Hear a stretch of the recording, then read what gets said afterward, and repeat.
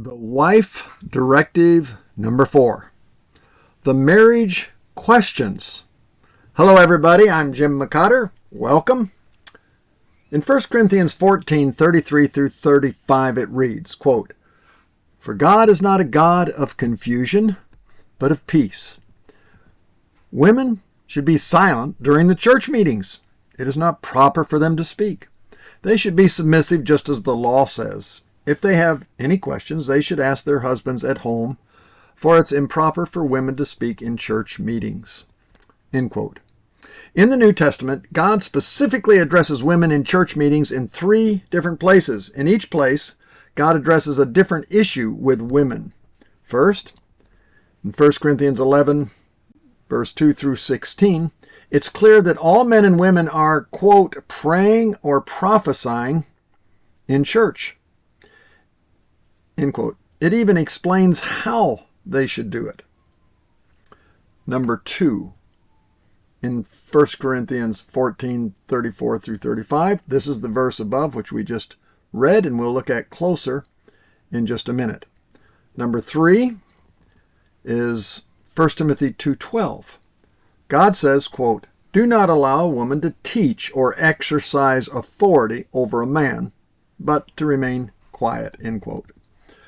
There is no conflict with liberty for women to pray or prophesy in churches, as 1 Corinthians 11 clearly states, versus a woman to be silent in church, as 1 Corinthians 14 and in 1 Timothy 2:2. The words and the context are different in each place regarding women. First, look at the word differences.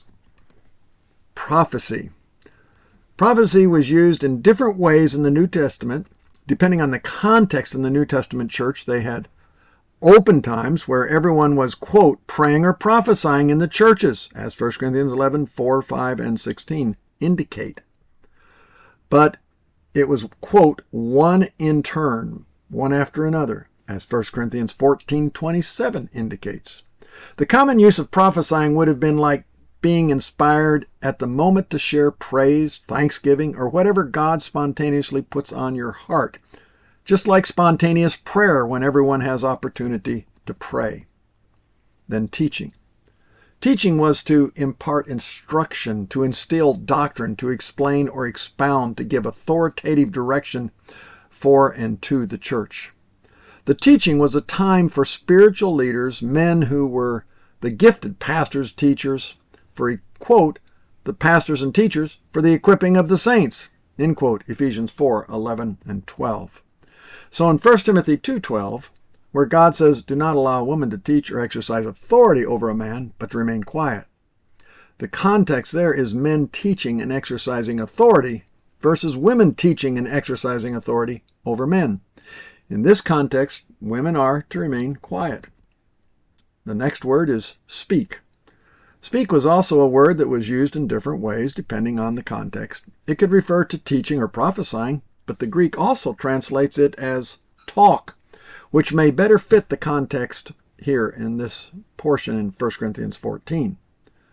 Someone speaking conveys more the thought of speech versus women talking in church and causing, quote unquote, as the context states, confusion. The verse says, "For God is not a God of confusion, but of peace." Then it says, women should be silent and not talk. The confusion was from women talking and maybe even asking questions that they should have asked their husbands at home, which follows in this context. But it didn't say women should not pray or prophesy. After all, he just told them how to pray or prophesy in church 3 chapters earlier in chapter 11. Context is always the first thing to look at for scriptural clarity.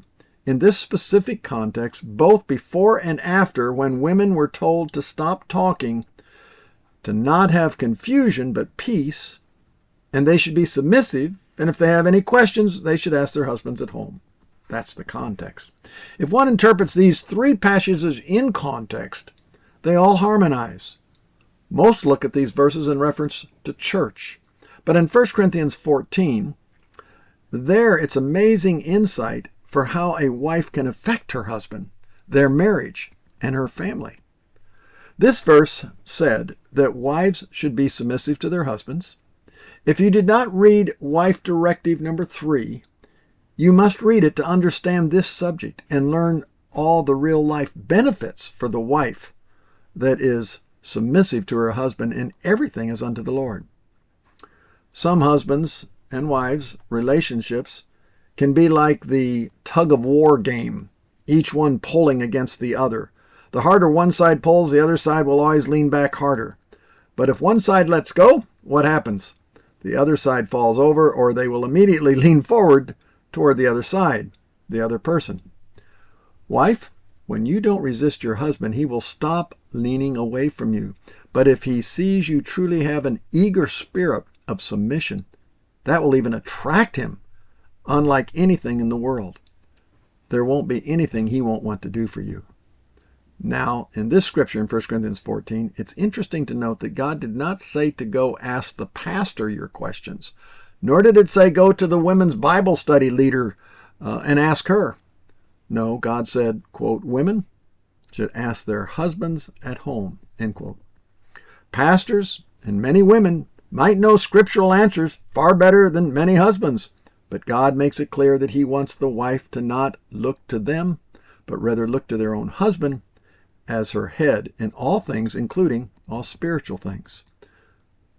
Far too often, the wife has time to go to women's groups where she becomes the so-called theological, spiritual theologian for the family and for the children and for the husband, soon unseating her husband as the spiritual head in the home.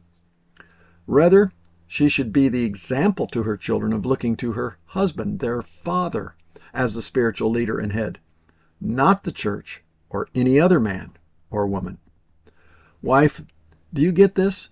Do you realize how you can build up your husband by looking to him as your head in asking him sincere questions?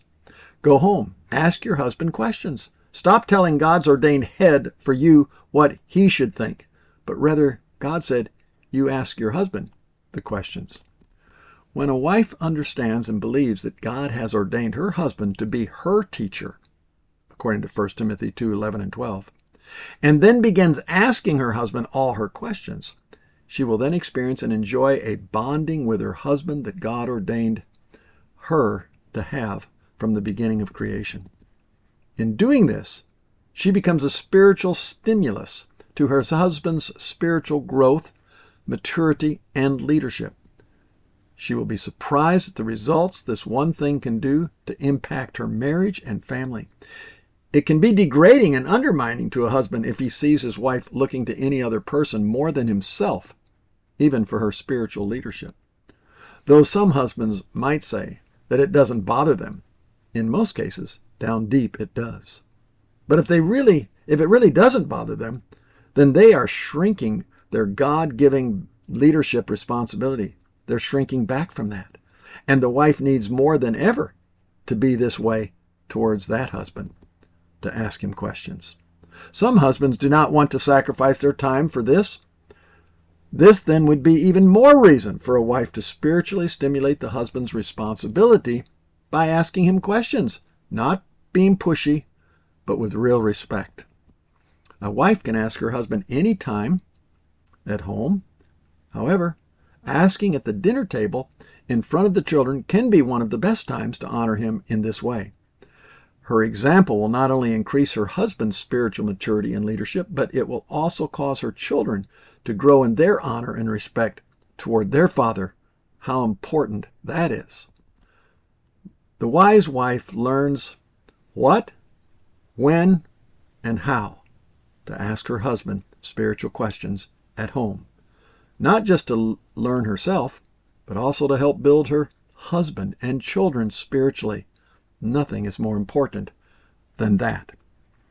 To close, 1 Corinthians 14:34-35 says, wives should be submissive, just as the law says. If they have any questions, they should ask their husbands at home.